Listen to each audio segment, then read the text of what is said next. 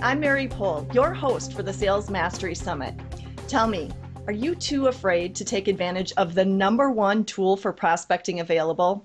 Today's expert has helped thousands of people get over their fears and take advantage of the best tool for converting new customers, referral selling. With me today is Joanne Black, author of No More Cold Calling, the breakthrough system that will leave your competition in the dust. Welcome, Joanne. Thanks, Mary. That's a great intro. Thank you. It's so good to have you here. And I would say it's a pretty big claim I make that it is the best prospecting tool available. So I think to get started, can you share with our viewers, how did you get into teaching referral selling, and how did you discover that it is such an absolute fantastic way to convert new customers? I think I always knew it was a good way, but it wasn't in my conscious, so to speak. When I founded my company in 1996, I was working with my first client, and they were doing a customer satisfaction survey. They were talking to 50 of their best clients, and they asked them about their satisfaction. Well, I added a question at the end. I didn't know what I was doing at the time, but for some reason I said, would you be willing to be a referral to this company? Now, this was 50 of their best clients. It was a 7-point scale, and the answer came back 6.5. So their 50 of their best clients were saying, yeah, just ask us. We'd be glad to give you a referral. Were they asking? No. So then, to answer your question, I reflected back on my sales history, and I knew my best business had come from referrals. And obviously, this company wasn't doing it. That was the start. I decided to do a little informal research. And I asked every salesperson and sales executive I knew, practically all of them, I said, do you like referrals? They said, we love them. I said, why? Well, they told me that it's the best business they ever had. They arrive, they're pre-sold, they have trust, they have credibility. It doesn't take as long to close the sale. The competition either goes away or diminishes. And then I said, what percent of the time do you actually convert that prospect to a new client? To the person, they said, oh, at least 50%. Wow. Yes. And you compare that to any other sales or marketing strategy, nothing comes close. Well, that was a good question and an important answer. But the important question, the really important question then was, well, do you have a systematic, disciplined process to build a referral business with a written referral sales plan, weekly referral goals, ways to track and measure referrals, and accountability for results? I bet you can guess the answer, Mary. Oh, of course. No. It was no. And to this day, it is still no. Mhm. So we had this huge gap. On the one hand, people are telling me it's the best business. On the other, we're not doing it. Well, it's So I had to amazing. figure it out. I'm a really logical person. Exactly. And with all these common sense benefits, I mean, it makes perfect sense that being introduced by a friend to someone is way more comfortable than going up and meeting a stranger. Why are people so reluctant to do it? There's many reasons. I'd say the biggest reason is they're not comfortable. Hmm. And I didn't expect this when I first started working the process. People said to me, Joanne, it feels like pushy, it feels salesy, it feels like I'm intruding on a relationship, like I'm in someone's face, I'm asking for help. Oh, and here's the really good one. If I have to ask for referrals, it must mean my business isn't doing so well. So we have all these perceptions, and when you think of it, referral selling is such a personal way to sell. Yeah. We really are asking someone to help us out. So this personal discomfort is the biggest reason. But then in addition to that, people did not have a disciplined process, a system. And referrals they love, but it's kind of hit and miss. So sometimes we remember to ask, or, we're just not doing this every day. So number one, it hasn't been a priority. It kind of gets mixed in with some of the other things we're doing when we remember. Two, it hasn't been part of our sales process. So many times people will say, well, I got to the end of the month and I haven't asked, I better do that. Well, like anything else, it needs to be a habit, a discipline daily. Then we haven't had metrics around referrals. What's interesting to me is that the perception is that, oh, referrals are nice, but they're soft. We really can't measure them. Well, we can. There's some exceptional metrics for referrals, especially now with so many sophisticated CRM systems that we can absolutely measure what we put in our database, correct?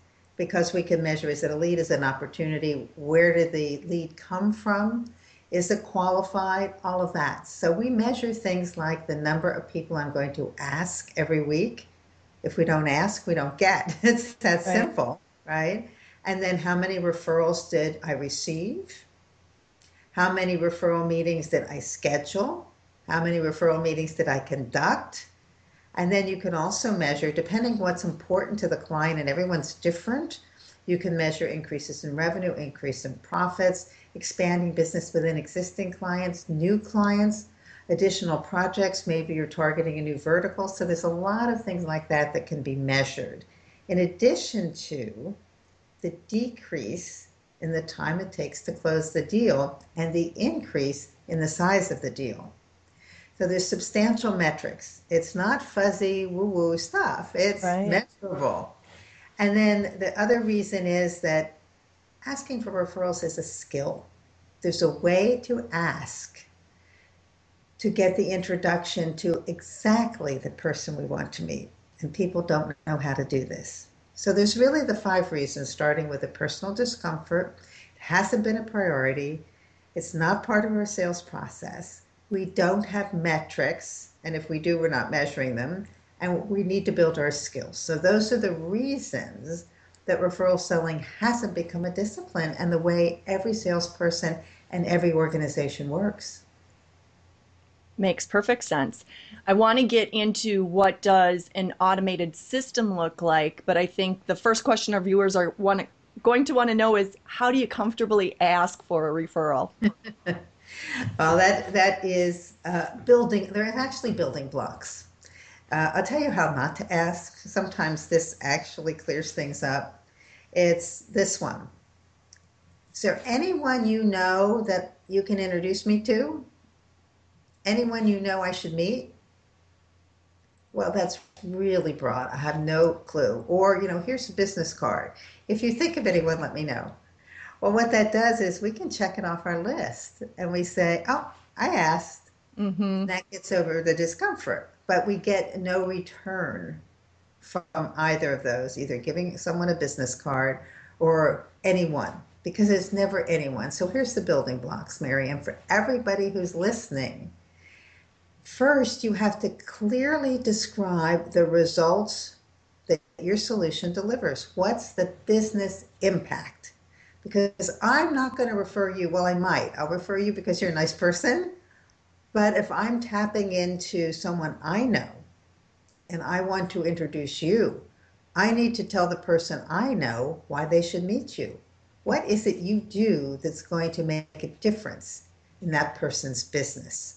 So the business results or the impact, that's number 1. 2, I have to clearly describe my ideal client. It's not anyone.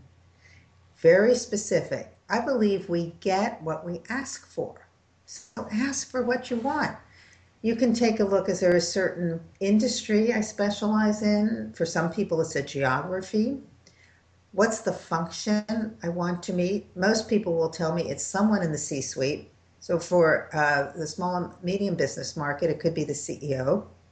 For other companies, it could be the CEO, CFO, CIO, CSO, CRO now, CMO. I mean, whatever the C is, we want to call high because that's the person who can say, yes, here's what your solution will do for my business. Ask for what we want, and we need to be very specific. It's never anyone. And by the way, when someone says to me anyone, which I had someone do one time, I really wanted to help this young man. And I said, how can I help you? Who are you looking for?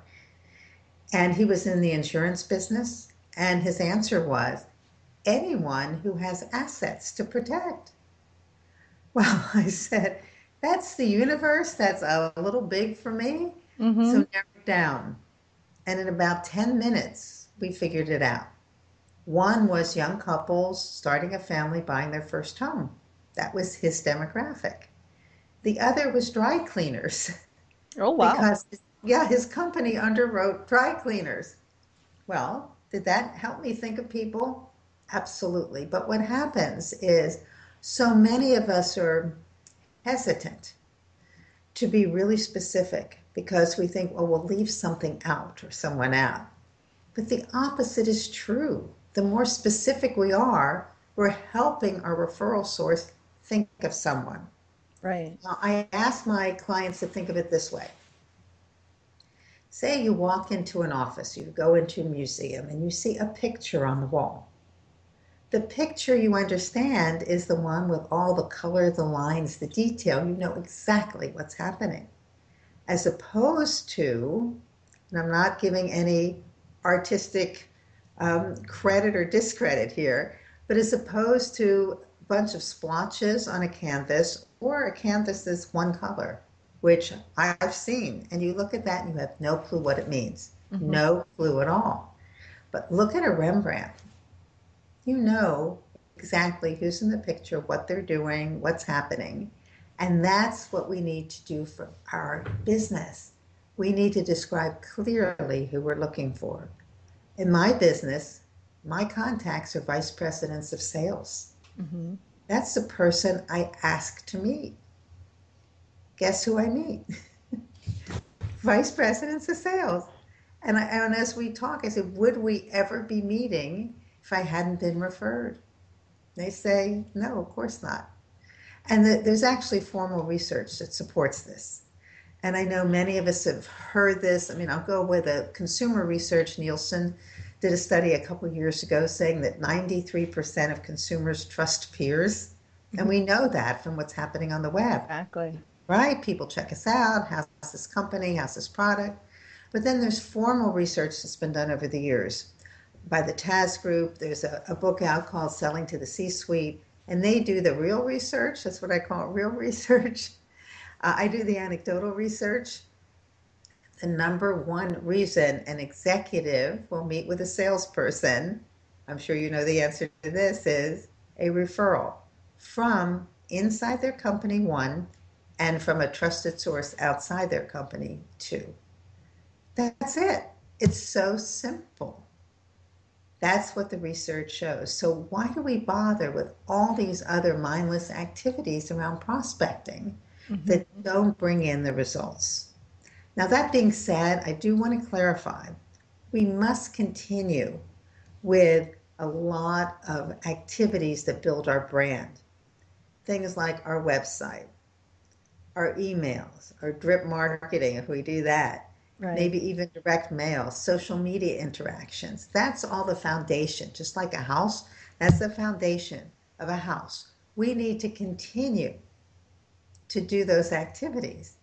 The difference is that I don't know if the people who respond to whatever I put out are qualified. You see, as a salesperson, I'm the only one who can qualify. When we are asking for a referral and we're being proactive, we're asking exactly for the qualified lead that's going to turn into business for us. Mm-hmm. See, it's my responsibility to generate my own qualified leads, not wait for them.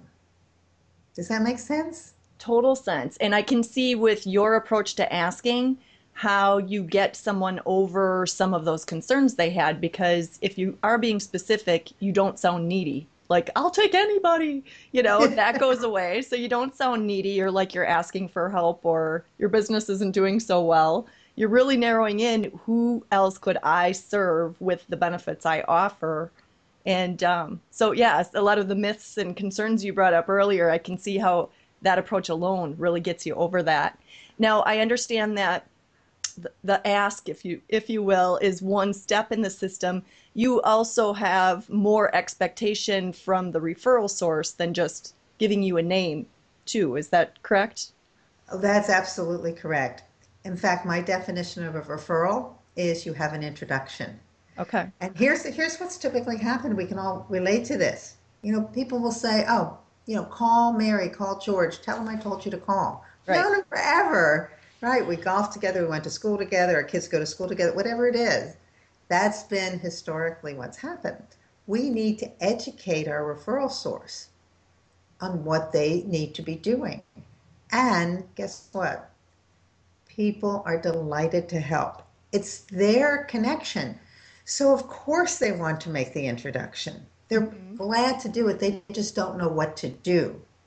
Every time when someone says to me, "Oh, well, here's someone you should talk to," and I find out how they know them, what the relationship is, what is it I said that made them think of that person, they want to give me a name.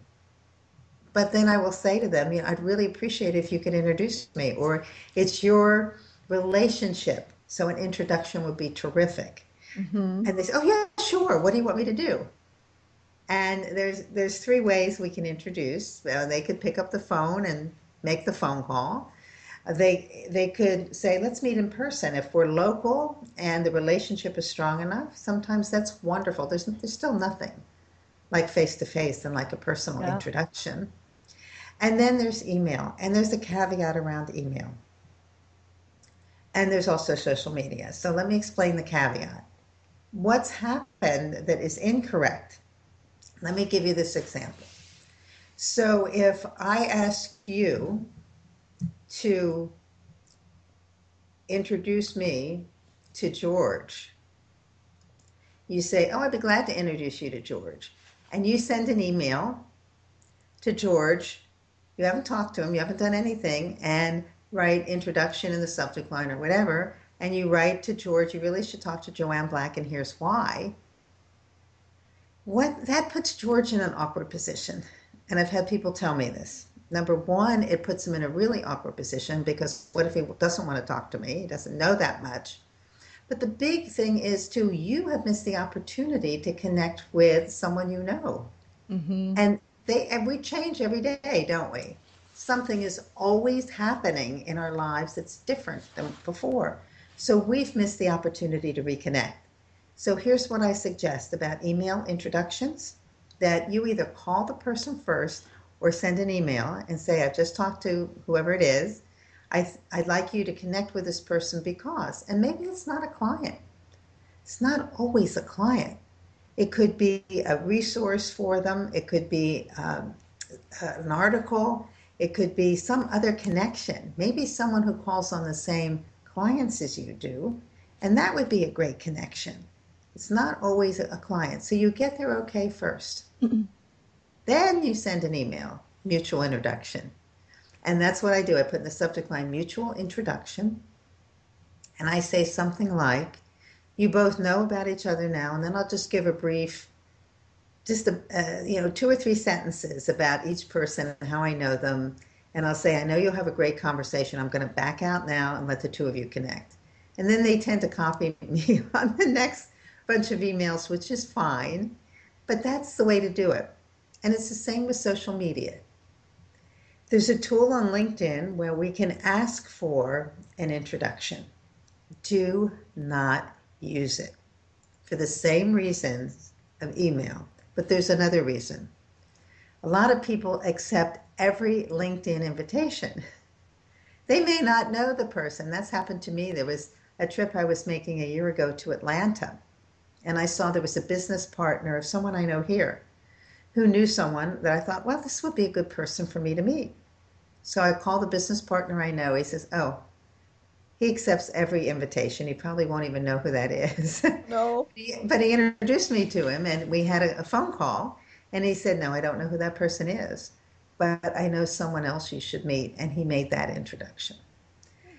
Don't miss the opportunity to reconnect. It's huge. And Fabulous.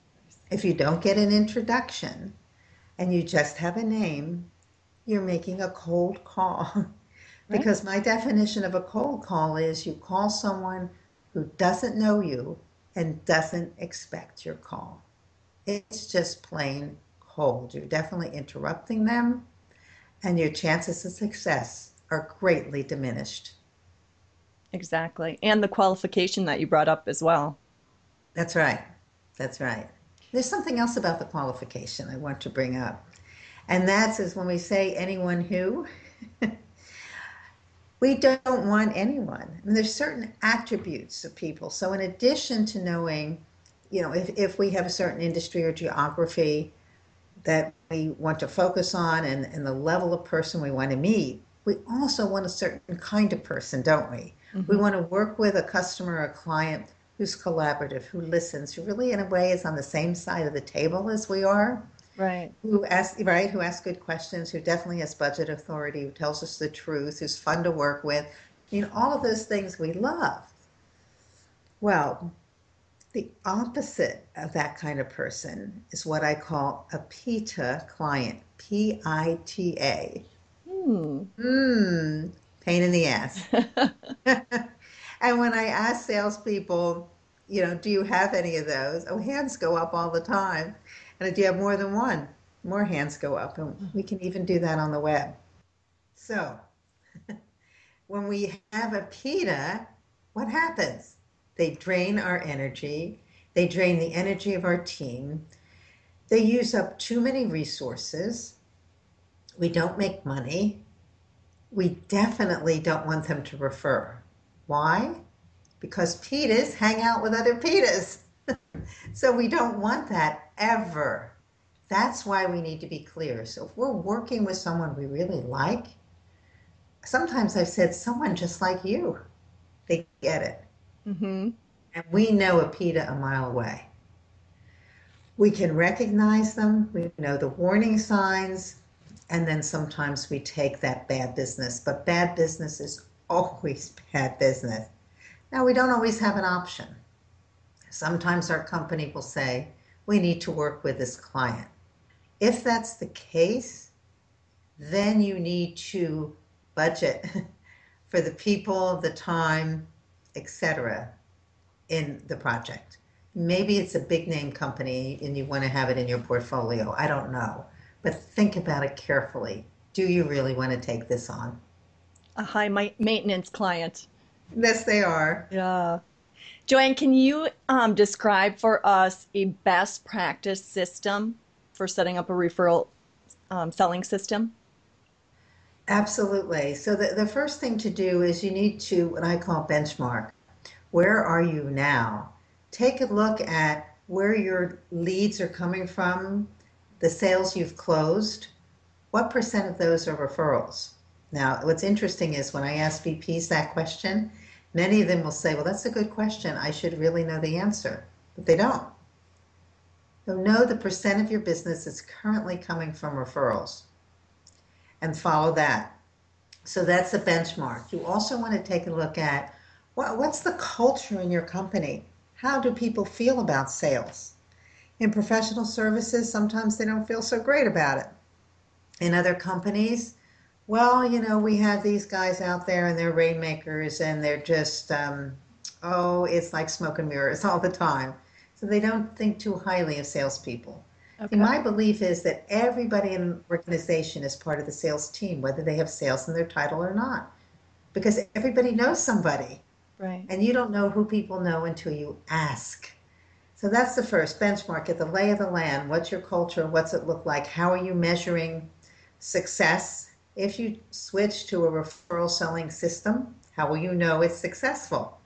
And there's different metrics for that, and it depends on the client. The simplest is I had one client, they use Salesforce.com. And the VP said to me, I only have one metric, the opportunities that are entered in Salesforce through a referral. Because he knew that when in Salesforce it was an opportunity, they'd close at least 50% of the time. So that was his only metric. Simple, right? Mm-hmm. Other companies may want to measure some of the things I talked about before, the deal size, the percent of referrals, the close rate, lots of different things. But keep it simple. But ask the question, how will I know this is successful? So those are the things you need to do in benchmark. And then this is not really a linear process, but it's if I had one of these expandable kids' toys, they're all going on at the same time, all of these activities. After that, you really want to get management on board, and management needs to know what their responsibilities are in fostering a referral system and holding people accountable. So, how are people going to be recognized and rewarded? Are they going to get additional bonuses or spiffs for referrals? Because there's no cost to referrals. You don't have the marketing costs and the sales costs you have otherwise. And what are they going to do to coach and hold people accountable? And then after that, it's training people on the referral system.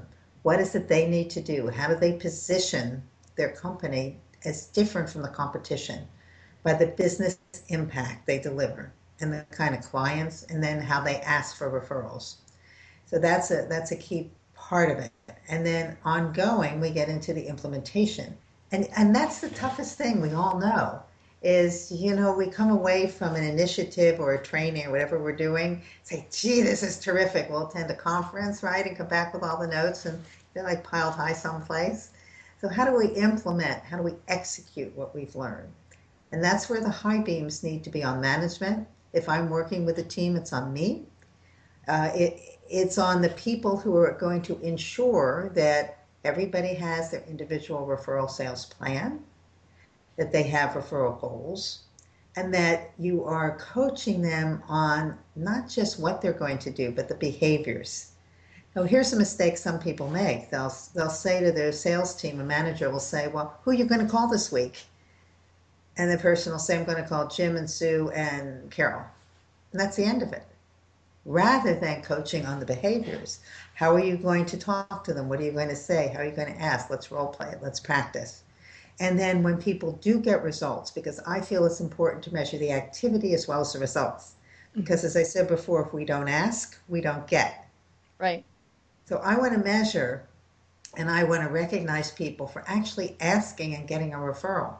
I want to also recognize them for getting the meeting and all the activities that occur in between throughout the sales process. So the recognition can occur in different ways. I mean, some companies will send an email. Some of them, if they're all in one location, have the proverbial bell that they ring. That's still happening, by the way. Yeah. And and they may send a group voicemail out, but it's really demonstrating this is not going to go away. This is the way we are working now. And then the rewards come. And for some organizations, it will be monetary. For some, people have asked me, well, people who aren't in sales roles. Well, everybody likes the money. But some people will say, gosh, if I got an extra day or two off, that would be amazing. Some people might really appreciate a weekend away. A gift card of some kind. So it's finding out what the people in our organization really value, what's motivating them. For those of us in sales, it's typically money. So, that's just what it is. But maybe for some people it's different, so we need to find out. So you're implementing and then you're measuring your results as you go along. So those are the kind of activities we need to do. Okay, thank you for that, Joanne. Is there someplace that our viewers can go if they wanted to get more information after this? Well, my website is nomorecoldcalling.com, and there's lots of information there. In fact, when people register, I encourage you to do this, to register for my monthly Back in the Black newsletter. Now, why would you want to get one more newsletter in your inbox? Well, each month there are great sales tools in my newsletter, and when you register for it, you'll get my Referral IQ quiz. Okay. And that's 13 yes or no questions about what you need to do to run a referral business. So some people will say to me, well, I think we're doing this already. I said, fine, take the quiz. And I just used this with a client who wanted each of the participants, or about 20, in the session we were doing to complete the quiz. She was appalled at the results. They should know this. They didn't. And so it's illuminating, and it just shows people exactly what they need to do to run a referral business. Excellent. Yes or no, 13 questions. It's very clear. Excellent. What client examples most excite you? What kind of transformations have you seen with teams that you've worked with? There's the aha, this light bulb that goes off when they get a referral. So what they'll say to me is, oh, I didn't know it would be that easy. Okay. They actually introduced me. And then that's part of getting over that personal discomfort, which takes practice. I have one client that is just the epitome of success. This is a person who has a financial advisory firm, and he was holding these seminars and spending a lot of money to get people there, and then inviting people to come in for a complimentary consultation afterward. And these people weren't converting to clients. After the work we did together, actually during it, he assessed his previous year and determined that 80% of his new business had come from referrals and existing clients, and 20% from seminars. Yet he was spending 80% of his time and his money on seminars. So he totally flipped his business model. And this was during our recent recession. In July of that year, he emailed me he'd already made his year. He was totally focused on referrals. And he was measuring it. He sent me spreadsheets with the people he was calling and updating, and had his team doing the same things. It was absolutely amazing. And that's on a small scale. What happens when people really dedicate it? Remember I said that it hasn't been a priority. It hasn't been part of our sales process. When we make that commitment to referral selling and make it part of our sales process, the way we work, the results happen. It's like anything else. You know, if you go to the gym once a month and get on the treadmill for 20 minutes, you really don't get results. And we're talking about working our referral muscle. You get on that treadmill, and actually a referral process is a lot easier than running on a treadmill for an hour. I can attest to that. So get working and make referrals the way you work every day. When it's your process, you see results immediately. Exciting. When people are in the process of adopting a referral selling system, where do they get tripped up? What gets in their way of accomplishing what they're after? Well, a couple things. One, it could be that management is not actively promoting this. Okay. I've seen situations where a company has said, we really want to do this, and I emphasize it's a priority, and we get good results, but not the ones I would have liked, because then they start introducing other things and Okay. don't really reinforce, so that they can get they can get tripped up that way. Another way is they don't follow the entire process. I had one client who was tremendously successful, and then suddenly he wasn't. And he looked at what he was doing, and he was skipping some steps in the process. He wasn't describing his ideal client. Oh, He didn't let me know, or his referral source know, the business impact. He was just, he got so comfortable doing it, he was just skipping things. So that will easily trip people up. The thing we all know too is not having a plan. Now, I'm a salesperson, so I don't believe in complicated plans. I don't care if somebody writes 3 bullets, but no more than one page. Write down what your goals are and what you're going to commit to every week. Who are you going to call this week? Who are you going to get together with? Who are you going to ask for a referral? And when you're getting together with people, and always do this in person to begin with, ask how you can help them when they've offered to help you, but only if you mean it. And so when you get together, it's about exchanging ideas and exploring ways that you can work together. Does that help? yes, definitely. I like the reciprocation there too. Yeah. And so I think embedded in there was how people could overcome some of those stumbling blocks they face. Are there any other tips for success in referral selling that you want to share with our viewers? Well, the tip for success that I give everybody is you have to ask. If you don't ask, you don't get. It's truly that simple. And do the math. So if we work on that, when you receive an introduction to exactly the person you want to meet, you will get that new client at least 50% of the time. Many people tell me it's way more. But let's work with 50% because that makes the math easy. So say one person a week, you say, I'm going to ask for a referral for a month. Well, let's assume that very conservatively, I can't even talk, conservatively, that two of them say, oh, I don't know anybody. So we're not going to ask them, right? They just don't know. And two of them offer to introduce you and they make the introduction. Well, that's one new piece of business a month. Now it depends. That may not be enough for a person. For people who sell really, sophisticated solutions, high ticket items, maybe if they get one a year, that could be it. But for most of us, it's more. Do the math. Do the math and determine based on a 50% close rate, how many people you have to ask in a month time, break that down into a week and ask, reach out. You need to be present. You need to show up because anytime you stop, your whole business shuts down. A lot of people will say to me, well, I'm so busy. I've just got so much work to do. I don't have time. Well, what happens if we don't prospect when we're busy? We don't have a The pipeline, well right? dries up. Yes. It sure does. And the fact is, it's kind of a different part of our brain when we're working on a project with a client than when we're prospecting. But we can all find a few minutes a day, especially today, with all the electronic communication we have, to reach out to people and at least say, let's figure out a time to get together. We can do that, and we need to do that every single day. In fact, I will leave you with this story that I read about a bunch of years ago. I think it was in Selling Power magazine. And it was a story about a salesperson who had won Salesperson of the Year. This big company event, you know how they are. Yeah.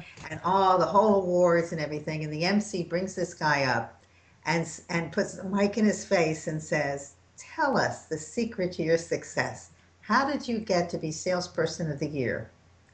The MC expecting some really complicated answer.